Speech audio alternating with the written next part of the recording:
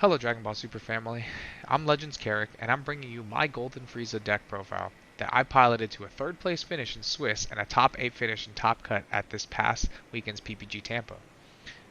I decided to play Golden Frieza due to its strong results into Icarus, Gogeta Zeno, and Soul Striker during Game 1s, post-side going first or second during testing, and it suffers to hand control in Game 1, but we dedicate an egregious amount of slots in the sideboard and are willing to scoop up immediately if we reach turn 3 without 2 Roshis Game 1 to remedy that matchup. My matchups in order this weekend were Icarus, Android 16 hand control, Golden Frieza mirror match, Blue Yellow Soul Striker, which was the only match I dropped in Swiss due to poor killing turn execution on my part during both games that I lost, King Cold, and Gogeta Zeno. And then in Top Cut I faced off against King Cold again, and Icarus, losing to Icarus with another poorly executed kill turn in Game 1 and poor player decisions on my part during turn 2 and 3 to lock myself out of the game. My most difficult matchup this weekend was to my teammate Robert Rizzi, who didn't allow for a single error to go unpunished in the blue-yellow matchup, and with no disrespect, my easiest matchup this weekend was versus Gogeta Zeno in round 6 of Swiss. Ultimately, I truly believe this is the best deck of the format. I just wasn't the best pilot for the deck yet. So, let's hop into this deck list. Set 1 Golden Frieza is effectively like the Soul Striker leader of today, except you get to pilot yellow cards. On the front side it has its Activate main. Once per turn, you can place one of your Frieza's Army battle cards into the drop area to choose up to 1 of your energy, switch it to active mode, and draw a card. You awaken at 4 life, and you draw 2 cards. On the back side, that Activate main upgrades to once per turn. Place one of your Frieza Army battle cards into the drop area, choose up to 2 of your energy and switch it to active mode, and then draw a card, and then auto, when this card attacks, draw 1 card. Effectively, excuse my cough, I have a psychosomatic cough that just hasn't gone away yet. But, effectively, on the backside of this leader, you get to draw 2 cards every turn and untap 2, which, by my count, is better than Soul Striker. And on your Awakening turn, you get to untap 3 energy and draw 5 cards, which, still by my count, is better than Soul Striker. So quickly, I usually do my deck profiles with battle cards, extra cards, unisons, but it's going to be backwards this time, or a little bit different this time, for the purposes of this deck. We'll start with Cold Bloodlust. One of the best reasons to play a Frieza's Army leader. It's 1 yellow, counterplay if your leader is a Frieza Army. The battle card coming into play comes with its skills negated for the duration of the turn. Now, fun fact, this also means that they cannot add Champa or any additional effects to that card like Double Strike or Critical if they have the skills negated for the turn.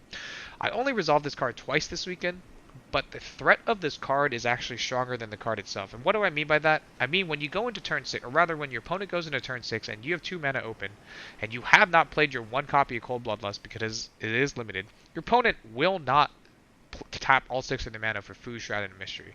Because the actual threat of having Cold Bloodlust resolve and ruin their entire game is so much stronger than actually having the card in your hand, right?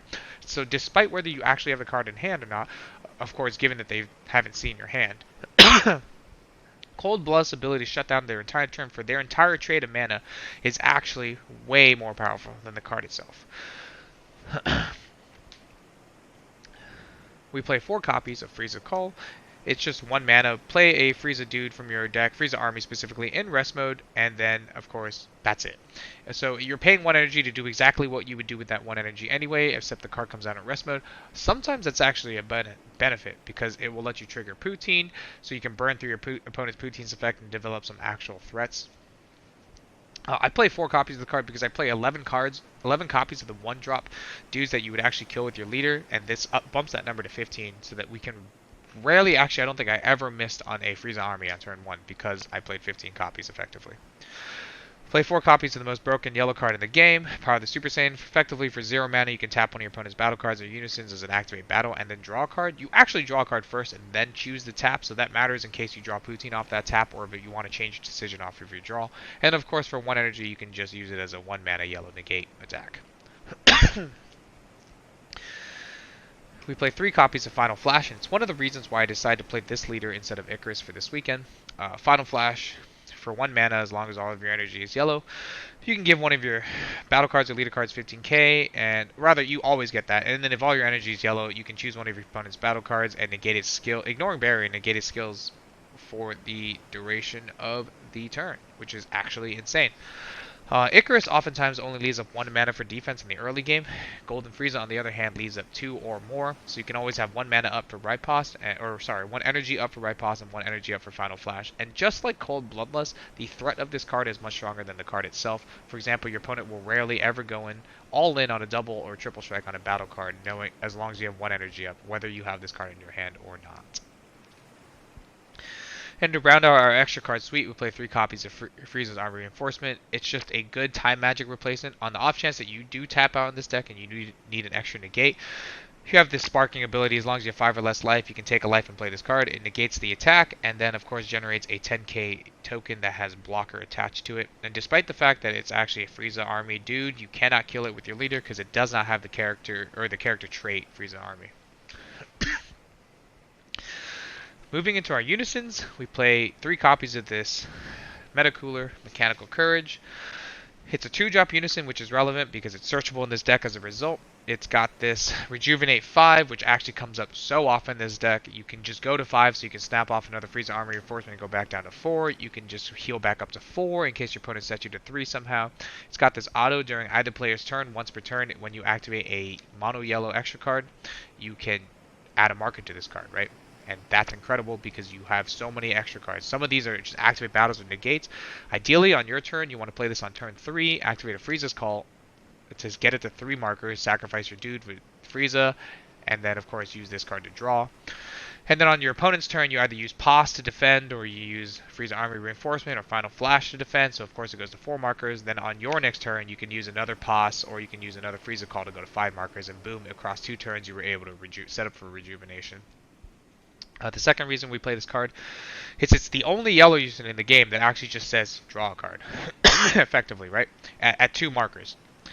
It's got this activate man. You place one mono yellow extra card with a cost of 1 or more underneath this card and draw a card. This is just so freaking powerful because it adds an extra line of text to every single one of these extra cards that says activate main, draw a card once per turn, like limit run across all extra cards. And to explain that simpler, just imagine like your Frieza Call summons a dude from your deck and then says tuck this under your Unison, draw a card. That's just so much value. All your negates and counters effectively say next turn you'll get to draw 1 card with them, which is just bonkers for a Unison.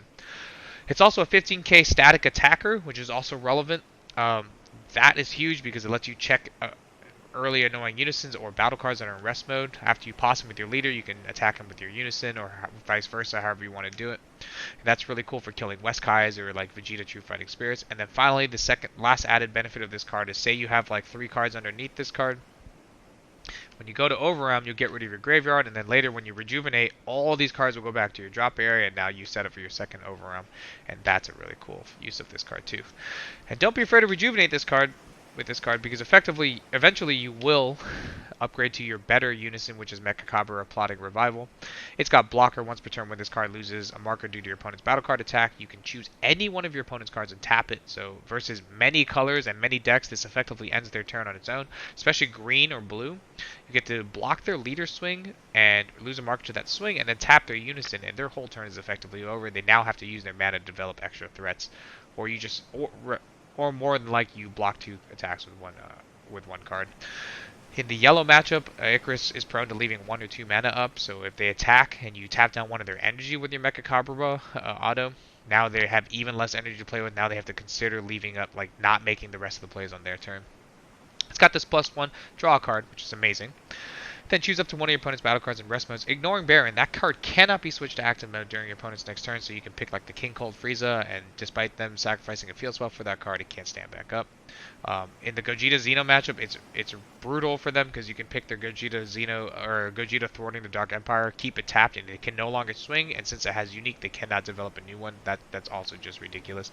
It has a sneaky -4 where you can choose up to one of your opponent's one of your opponent's battle cards. Take control of it permanently and then switch it to active mode so it can attack.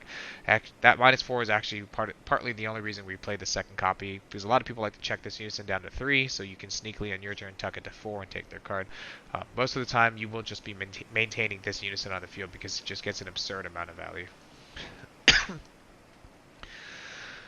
And then we'll go into our 1-drop suite or package. So quickly, we have 4 copies of Ginyu and 4 copies of Tagama. They are effectively 8 copies of the same card, Both of them have the first line auto that says when this card is played, draw a card, and then your leader will shoot it off to draw another card, untap some energy. Has a second paragraph that's dedicated to the flip Frieza. Of course, we aren't the flip Frieza, so we can't do anything with the second paragraph.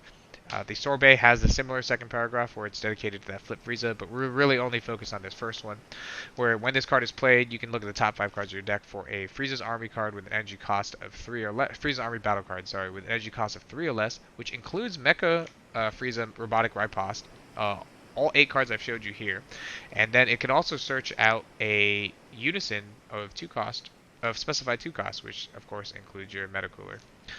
A lot of people have cut this card from their Golden Frieza deck because of the odds of missing, or they constantly miss with this card. But due to Frieza's Call, you can actually look through your deck and maintain a count of like the odds of being able to hit with this card. And if those odds are favored to you compared to the actual deck size, it's actually, you can make that informed decision to play this card or not, or just to charge it or completely avoid it altogether.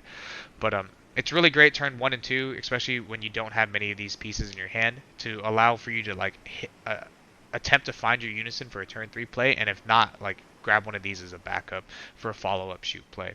So it's a really great card to use for that. I did miss with it once or twice this weekend, but that didn't have a significant impact, and I still won those games anyway. If you're losing your games by 5k, chances are you messed up somewhere, and it wasn't some like factor of luck that cost you that game. And that's the way you kind of have to approach Sorbet. Digging into our super combo package, we play 3 copies of Krillin Moments Before Comeback. Everybody knows what this is. This is just a generic yellow, bottom deck 1, draw 2 as long as you have 4 or less life. This deck obviously awakens at 4, so this super combo perfectly fits for the deck. And even if you rejuvenate, you'll freeze the army reinforcement first, sparking the life to go back down to 4 before you use your super combo. So you're never really locked out of it. And then for our 4th super combo, we play 1 copy of Skill Steal Chile. We play this card because 1, it's a Frieza army, so it can be searched by Sorbet. Of course, it's beneath the cost. And then it has this really niche effect. If your leader card's like a green, yellow, or a heroine, when you combo this card from your hand, and it's your turn, you can choose any skillless card on your opponent's side of the, or any skillless battle card on your opponent's battle area, and you just KO it. And paired with Final Flash, that allows you for 1 mana and 2 cards, of course, to kill any battle card in the game. Like there's literally, I can't think of a battle card that cannot bypass this, because of course you're going to blank that card's skills, and then you're just going to remove it. This comes up several times in the matchup, where it's like versus like the Deity's Wrath Zamasu, you can remove that with that combo. You can remove Lord Slug when it's being pesky. And then of course it has a secondary effect where when you combo with this card, you can choose one of your opponent's leaders or Unison cards and switch to rest mode. And that is just way more powerful than the card itself. So that's why we play 1. When you use it once in a game, especially during game 1, you want to be able to use it at some point. Of course, use it effectively, but the moment you use it game 1, it is now in the back of your opponent's mind as a threat for the rest of the match, right? Like they constantly have to decide whether they want to get their Unison or leader attack whenever they choose to attack with it. And of course, most people will choose the leader because that's where you get the most value in this game. A lot of leaders, when they attack, they get to draw a card, right? And so when they make that decision, which is the right decision, when they ultimately make that decision, now it opens up their Unison or battle cards to getting passed, and all that just because they saw the Skill Steal Chile in game 1. Like just searching it, even like it turns on that threat, and that's what makes this card so powerful. Because we're a yellow deck that plays extra cards, we play 4 copies of Mecha Frieza Robotic Riposte. If you don't know what this card does, just give it a good read. But it's the floodgate for yellow, and it only costs 1 as long as you have 2 extra cards in either your energy or drop area. This deck plays an absurd amount of extra cards, so it's never a problem. And because it's a Frieza army of 3 costs or less, it's searchable by Sorbet. And once again, because it's a Frieza army, after it attacks on your turn, your leader can snap it off to untap up to 2 energy and draw a card, which is just a ridiculous amount of value for a card. Imagine like every yellow deck that plays this card now also says, this card also has a text that says like, draw a card, sacrifice this card, draw a card, untap it. Like that's just busted for Riposte. Moving into our bombs, we play 2 copies of Son Goku Return of the Dragon Fist. This card is the other reason why I decided to include Meta Cooler into my deck. I don't know if I mentioned this earlier, but Unison of Fury is really only good versus Gogeta Xeno, and like this deck has such a positive matchup in the Gogeta Xeno game 1, it just seemed like a waste to play Vegeta Unison of Fury. Plus, Vegeta Unison of Fury does not get counters egregiously, whereas Meta Cooler builds counters so fast for this card that by turn 4 you can be killing opponents with 2 copies of this card if you're set up appropriately, off 1 Meta Cooler and a 1-drop on the field. Anyways, this card's got Deflect, Double Strike, and it's an 8-drop, so it dodges Frieza Charismatic Villain. Because it's got Deflect, it dodges the Goku Battle at the Tree and God Sealing, of course. And then when this card is played, choose up to 2 of your opponent's battle cards in rest mode and KO them. That's amazing because after you untap with one of your previous Frieza Army battle cards that were on the field, this card really only costed 1 that turn, so that's ridiculous. You play this card for 3 if you have 4 more energy and you have a Unison card, or yellow Unison card in play, of course, which will usually be this, and sometimes it'll be Mecha Cabra. Then finally, its activate main Spirit Boost 2 is ridiculous. Just once per turn, by the way. Not limit 1, but once per turn. Nothing on this card is limit 1, which is ridiculous to me. But Spirit Boost 2. This card gains dual attack for the turn, so it becomes a dual attack double strike. And your opponent cannot activate any battle card skills of any battle cards of a cost of 7 or less while this card's in a battle. So the moment this card turns right, your opponent can no longer activate Robotic Riposte, Heroic Prospects, Topo, that Kai from Black, I don't know because it's terrible.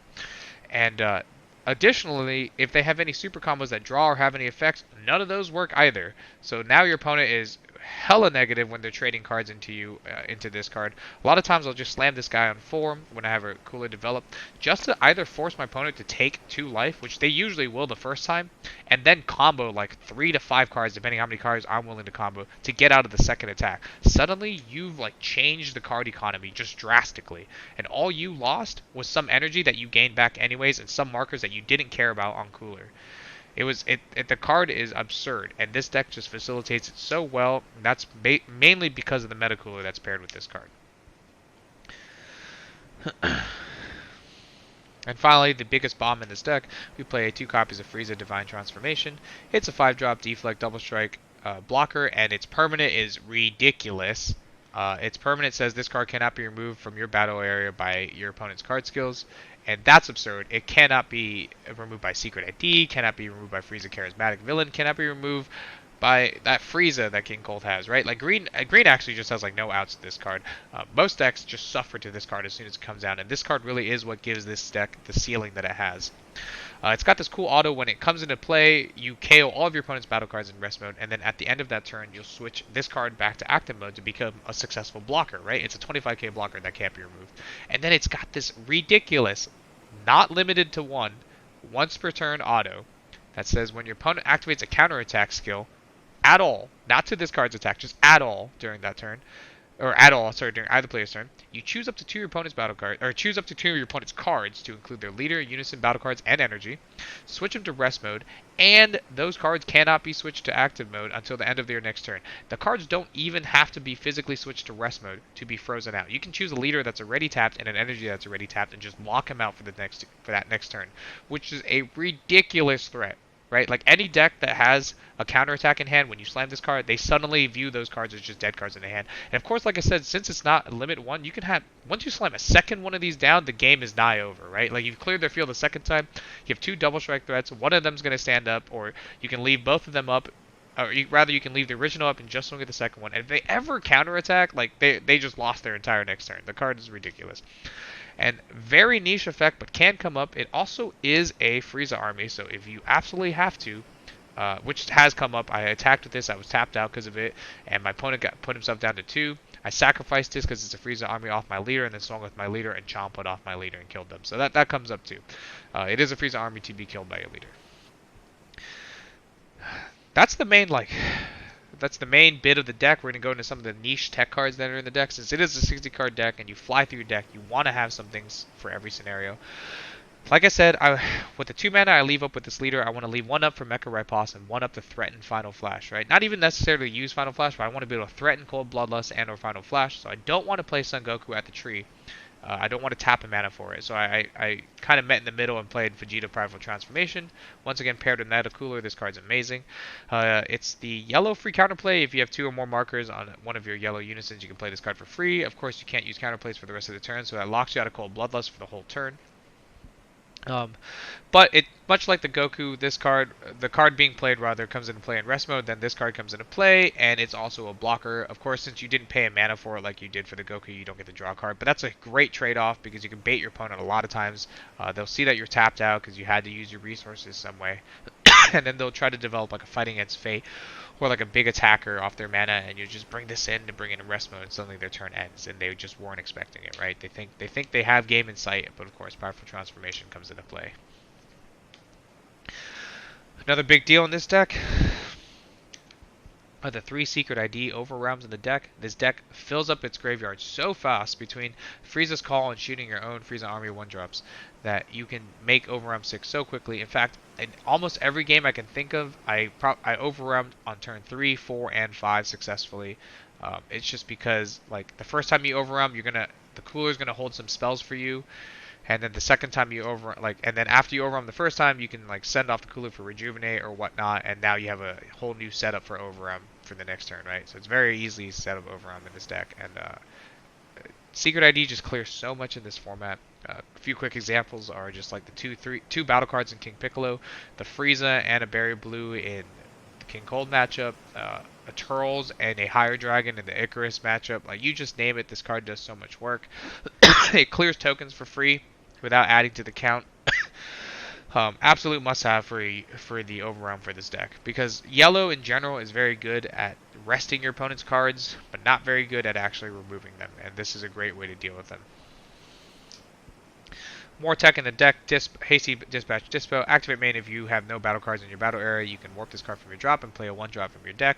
Of course, let's say play these dudes, and on your backside, that effectively turns Dispo into a draw 1, untap 2, right? There are a couple other tricks you can do with Dispo. There's just so many to name, but like the biggest thing is that you're able to combo it for a +1 because it'll get you out of an attack, and then its +2 comes when you bring up another 1-drop for your leader to sacrifice off, right? And that's so powerful for this card. Another tech card I decided to play was Sun Gohan Videl Power Couple. It's just pay 1 yellow, discard this card, draw a card, choose up to 2 of your opponent's battle cards, ignoring Barrier and reduce their power by 5k. So this really comes up versus blue where you kill Westkai's. Comes up versus Gogeta Xeno where you kill True Fighting Spirits. Comes up in the yellow matchup where you can kill Poutine and reduce Slug by 5k, so that your leader and your meta cooler can swing into it effectively, and they have to give you even more cards. I play 1 copy Poutine. This is arguably like my least favorite card in this deck. It turns off Dispo. It's very hard to trigger because Pos is the only thing that really triggers this card in this deck. Right Pos sometimes when your opponent decides to attack into is the other way to trigger this card. But otherwise I hate this card. It's got Barrier Unique. If you don't know what this card does yet, it's very easy to play around. Once per turn, when your opponent activates a counter skill or plays a card through a skill or a battle card through a skill, Poutine automatically triggers, and then you have to choose up to 1 of their battle cards and switch to rest mode. So like your opponent can trigger this with like Frieza's Call in the mirror match, or like a Higher Dragon off the leader. I actually don't think the card's very good in this deck. I play 1 copy of Cooler just to be able to shut out big negates when you're going for turn. So on turn 4, you can do some nifty stuff. You have a 1-drop or right pass developed. You can play Son Goku Dragon Fist, kill off your 1-drop or right pass, so you have 3 mana up for Cooler. Then you can -2 for the Spirit Boost for Sun Dragon Fist, and you can attack twice, and you can hold up Cooler for any kind of negates they have. It's also just like a generic staple yellow card to have to finish off games. Another generic card, 1 copy of Champa. Of course, you're drawing like 18 billion cards in this deck. In reality, you're drawing like 4 or 5 cards every turn in this deck. So you're gonna have a fat hand, and you do eventually have to finish off the game. So this paired on your leader is a really cool way to do it. Of course, Dragon Fist and your other bomb Frieza naturally have double strike. So this really is just for your leader or Secret ID or like your Unison to go in with. It's just really sneaky, or like your SCR. Speaking of SCR, a lot of people in the past have played Cell Xeno in this deck. I thought that was just ridiculously absurd. Why would I sacrifice my like Frieza's to create a card that might kill them? And on the other hand, I could play like what is effectively Baby Hatch for the deck, right? Pantime, Patrol Maiden. There's just not much to say about this card. Like when you're burnt out on right posts, or you have like a Meki Cabra up, there's just no feeling like activating Pan, and your opponent's just not seeing it, right? Because a lot of them first are playing around Cell Xeno, which is like reasonable. And then the second effect of Pan, where like you can steal your opponent's battle card, is actually super relevant. A lot of decks nowadays are playing Pan anyway, so the ability to play your Pan in response to their Pan, and then spend a mana to take their Pan, and spend a second mana to take another one of their battle cards, and then use your leader effect to kill one of your battle cards to get both mana back, is just absurd, right? It's a great way to match in a Gogeta Xeno, any aggro matchups really. Not much to be said about this card. This card is ridiculous. It pairs with Champa very well for a 0 mana additional attacker. When you're finishing people off, you can go like Son Goku Dragon Fist, then you can try to kill them with Secret ID, then you can try to like develop a couple more 1-drops, and then play Pan as an extra threat like that people don't see coming. So this card is just the perfect SDR for this deck, in my opinion. And then finally, of course, since we awaken at 4 life or less, we have to play our own suite of Self-Awakeners. So we play 4 copies of Master Roshi, Martial Master. Auto when this card is played, you just take 1 of your own life. Very simple. It doesn't have to attack to do it, which is good because then you can later combo it off for the 5k defensively. And then, of course, it has a secondary effect. Once per game per Roshi, you can pay 1 mana to take a second life and then like search your deck for a Moon Destroying Kamehameha. Most copies of this deck don't play that Moon Destroying Kamehameha. It's just really a way to like look through your deck, shuffle, and then like get a second life. So for 1 card and 2 mana, you can take 2 life, which is really cool for this leader. A lot of people will leave you stranded at 6 life. They can't leave you at 5 because of Frieza armor reinforcements, but they'll leave you stranded at 6 life, and you just use Roshi to take your own life. One of the things to get used to in this deck when you first start playing it is going to 4 as quickly as you possibly can, because your backside is just so much more efficient than your front side. Since your front side doesn't draw when it swings, you only get 1 mana back. You're really just cycling card. Backside, however, you are drawing 2 cards and untapping every turn. So you want to burn Roshis to get yourself down to 4. Obviously, control it. Try to postulate how much damage you can take on your opponent's turn. So if they're going to really get you to 4 anyway, they don't need to. But be creative. But unlike most of those players, the best card in this deck is this Moon Destroyer Kamehameha. It can be searched by this Master Roshi Martial Master. It does absolutely nothing. It has this activate battle that says if your leader card is some leader that I've never read in my life, it can do blah blah blah, but it's not this leader. What really matters is it's a yellow extra card, so when you're pushing yourself to 4 anyway, you're going to grab a free charge, like a guaranteed charge, which will then turn on Riposte, right? And a lot of people don't see the value in that, but like if you've ever played any card game ever, like a hard +1 is just ridiculous. Especially a hard +1 that actually has the added benefit of turning on one of your other cards in this deck. So I actually love this card in this deck. It improves your Gogeta Xeno matchup and your hand control matchup just by like a fraction of a percent, but like that fraction helps, right? Like versus Vegeta True Fighting Spirit, now you can afford to untap an energy just to warp this from your hand because you just didn't need this card anyway. Of course, versus Cell Xeno, it's an extra card to discard or charge or whatever you needed to do, or Cell Surge rather. So that's really strong too. That's the entire 60 card deck of this Golden Frieza deck profile. I loved playing it this weekend. I wish I practiced more with it. I decided to switch to it like a week out from the event, and it's just a blast to play. Quickly going over my side deck, we have 2 Frieza Army tokens. They're just the actual copies of what the Frieza Army reinforcement becomes. We have 2 copies of Vegeta striving to be the best for Slug and Gogeta Xeno. I opted not to main them because they're just 5Ks, and honestly, our matchup in Icarus and Gogeta Xeno Game 1 is so positive anyway, we didn't need extra help, but it's cool to have it come in Game 2. And of course, we have answers to Slug in the main deck already between Final Flash and Secret ID and the Chile Super Combo. Additionally, and then the rest of the side deck, oh wait, no. We have 1 copy of Fu Shroud and Mystery because this deck automatically loses to Cooler, the Mill Cooler. So this is like the only thing we can hope to beat them with. We just attack with Unison and Leader for like 7 turns, and then on turn 7 we can like play Fu, and then sacrifice a 1-drop or whatever we can do, or like Dispo up a 1-drop, play Fu, sacrifice the 1-drop, and then play like Dragon Fist and kill them like from 4 to 0. That's really our best threat. I didn't even side this in versus King Cold Icarus just because like those decks naturally are going to try to put answers like Unexpected Turn into from their side deck to deal with this card in game 2 and 3, and this card kind of just sucks versus them. Like our main deck beats those decks very well anyway. We have 3 copies of Zamasu the Undying for Gogeta Xeno, just to make that matchup even better for us. It also comes in versus hand control because it kills the Black Mass Sand and then becomes a target for the Dark Brawly, +0, so that's really cool. And it's also a cool way you can like trigger Black Mass Sand on your own by playing this card, killing the Black Mass Sand, then discarding like 2 like Deborahs or like Gohans, right? We play 1 copy of Trunks the Cunning. I just needed something to beat Soul Striker. A lot of people were playing stuff like the Raditz the Oppressor or Borgos, whatever, but like those cards can be bounced back with the Gogeta Unison. They can be bottom deck with Kefla. They can be like Zamasu and then bottom deck with Lessons Learned. This effect is forever, right? Like I recognize that it only affects offensive being, but that's where it matters. Like your deck has a limited amount of resources, and like you can take on the natural resources that Soul Striker has, but once they start beating into extra Keflas, like you fall behind, right? Like 1 Riposte is not saving you from that Kefla again. So the Cunning makes it super punishing for them to have to bean offensively. It also turns off like if they plan to foo you later in the game or trying to build over them, like it makes it really hard to do that. Also, it's like a yellow card, so you can charge it worse. It does cantrip, and that's really cool.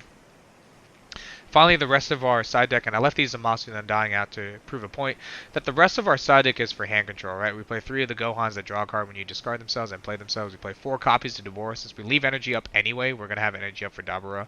This came in versus Cold because they like minorly hand control me.